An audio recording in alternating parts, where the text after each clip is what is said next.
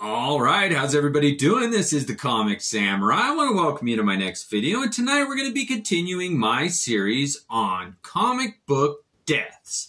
Now this is part 3, and it's going to wrap up my series, and let's go ahead and jump right in. First up, we got this OMAC number 6, and it features a death of a character called Speedball, and it's not Marvel Comics version, that kind of bouncy superhero. It's a different version, but DC's Speedball dies in this comic book. Next up, we got Power Man and Iron Fist number 125. And this one does feature the death of Danny Rand, or Iron Fist. Now, of course, they brought him back, and he's one of the biggest heroes, most popular right now because of the TV series. But he did die in this comic book. Next up, we got Secret Invasion number 8. And this one does feature the death of Wasp. Janet Van Dyne does die in this Secret Invasion comic book.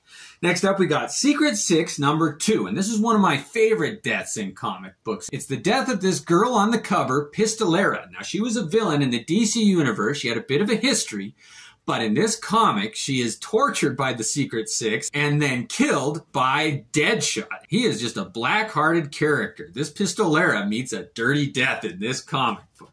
Next up, we got Seven Soldiers of Victory number 0. And there's a group that they kind of introduced in this comic book, the Seven Soldiers. And they all meet their end in this comic book. Next up, we got Siege number 2. And this one features the death of Ares. And it is one of the most gruesome, horrific deaths that I'm going to feature. That character of the Sentry grabs Ares and rips him in half. It is a dirty death.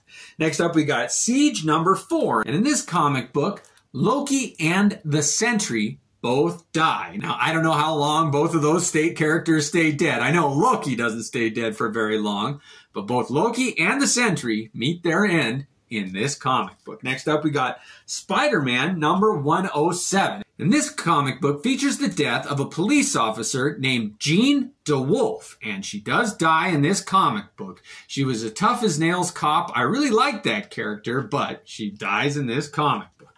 Next up, we got the Spectacular Spider-Man number 200, and this one features the death of Harry Osborn. Now, Norman Osborn, his dad, was the original Green Goblin, but at some point, Harry took over the mantle, and he dies in this comic book, soon to be brought back. But it was interesting when it happened. Next up is Spider-Man vs. Wolverine number 1, and this one is kind of infamous for having the death of Ned Leeds. They set him up to be the possible identity of the Hobgoblin. But Ned Leeds dies in this comic book. He's a fellow journalist with Peter Parker.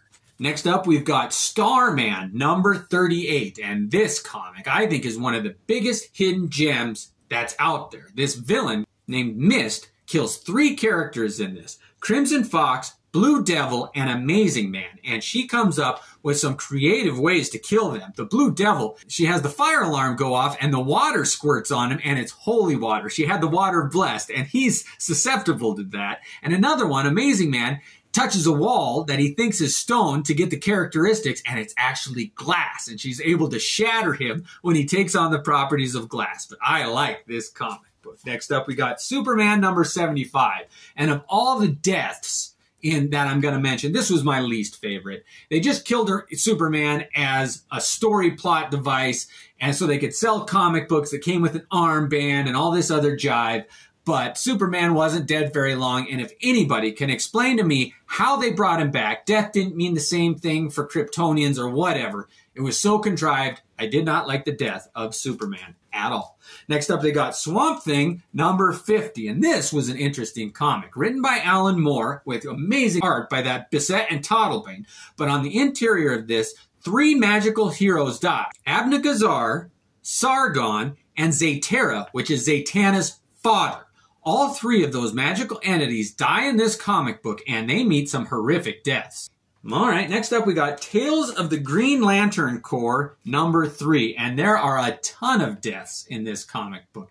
Writers, artists galore, Alan Moore, John Byrne. This is an amazing comic book, but it deals with death and how it's handled by different alien species of the Green Lantern Corps, and it is a well-done comic book. Not all death has to be melancholy and sad, and this comic book illustrates that. Next up, we got Tales of the Teen Titans #3. And of all the DC deaths, this was one of the most impactful for me. When Tara died, it was a big deal. She was kind of an undercover agent of Deathstroke, put in to infiltrate the new Teen Titans, and she made a real relationship with Gar, Beast Boy, and she betrays them and dies in this comic book. It was well written. I like that one. Next up, we got Thor #362, and there's a character called the Executioner, or Scourge, and he dies in this comic book, and it was a pretty valiant death. I did like this one. He held the bridge so that all the other heroes could escape.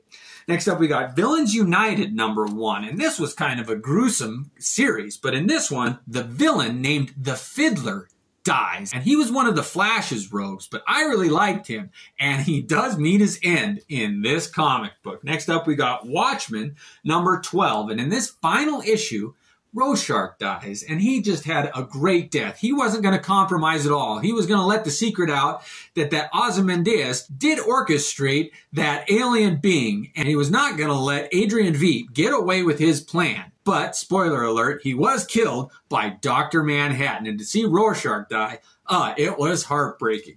Next up, we got What If #31, and of course, it says right there on the cover, what if Wolverine had killed the Hulk in their very first meeting? And so it deals with death, and I do like this story. It's interesting to see what would have happened, according to those writers at the time, if Wolverine had killed the Hulk. And they did a flip on that, and they did, what if the Hulk had killed Wolverine in this next series, #50. And I love that foil stamped cover. They really did do a good job on Wolverine's skeleton there. But it is interesting to see. I always liked reading what if stories or future stories where Wolverine dies. Next up, we got Wolverine #50. And in this one, that professor that kind of orchestrated the whole Weapon X project, his name was Professor Thornton. He dies in this comic book. So some of the secrets and motivations of why Wolverine Weapon X was created died with him.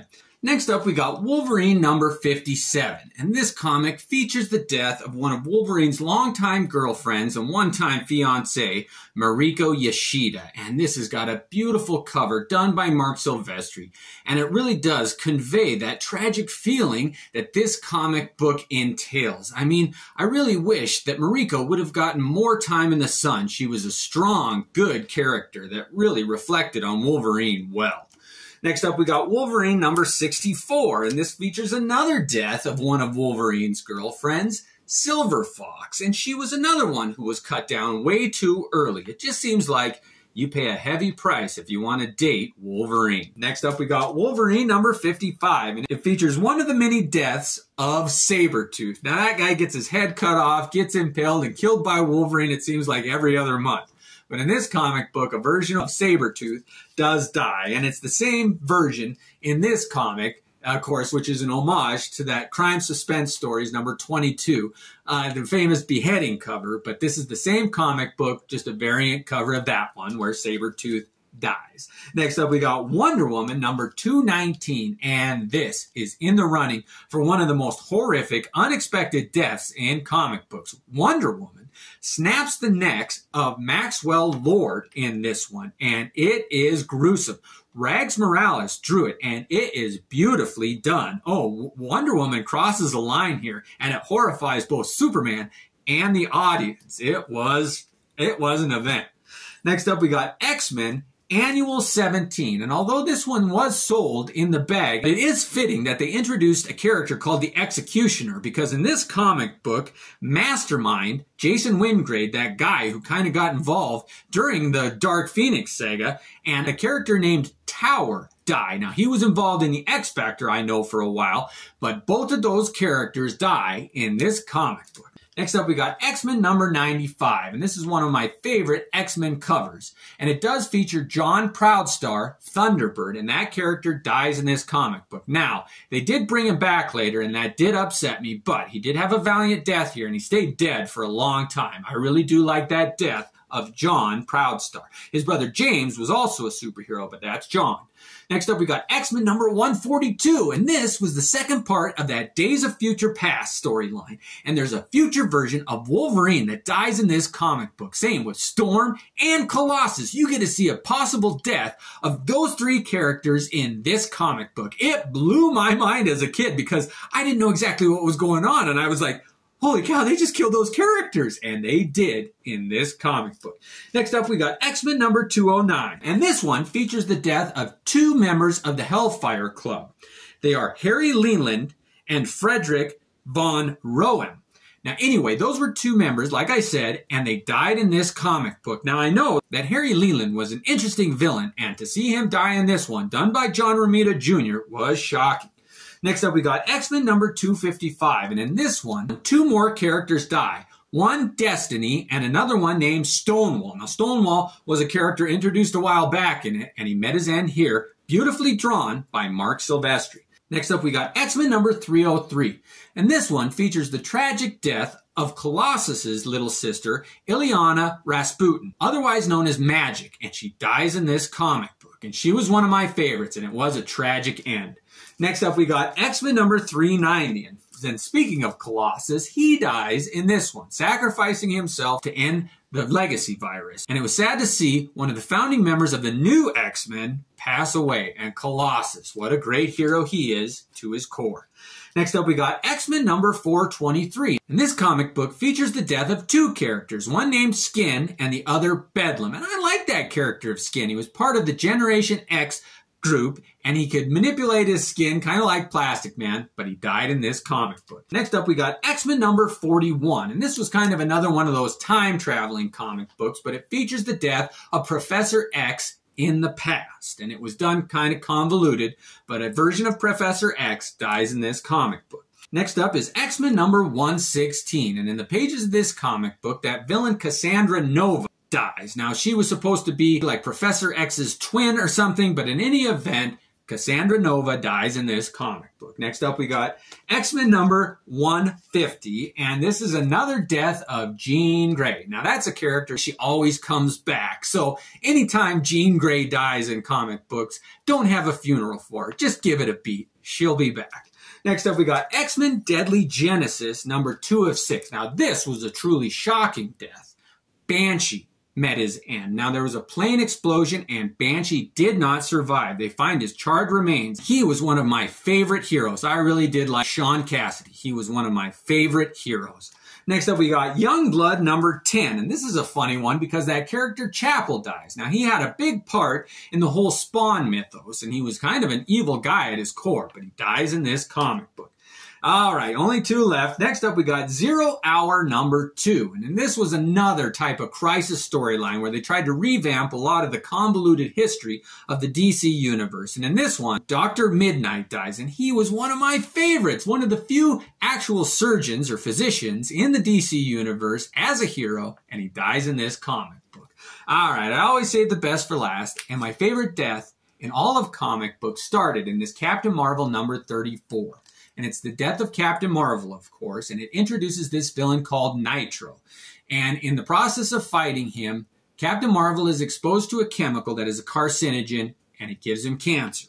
And in the long run, he ends up dying from it in this Death of Captain Marvel graphic novel put out by Marvel Comic Books as their very first graphic novel. And what a way to kick off that tradition, to really do feature the death of a character that they have chosen up till now, as far as I know, to let him rest in peace. And I hope they forever do, because he was a hero that deserves to remain dead. Well, I hope you enjoyed this morbid walk down comic book history. Now, like I said, a lot of these characters didn't stay dead for very long, and they came back. No matter what you think of death in comic books, it's interesting to note when they happen and how they happen. So it was fun for me. I hope you enjoyed it. Let me know what deaths you enjoyed, which ones shocked you, which ones I forgot about. But join me next time. Thanks again and have a great night.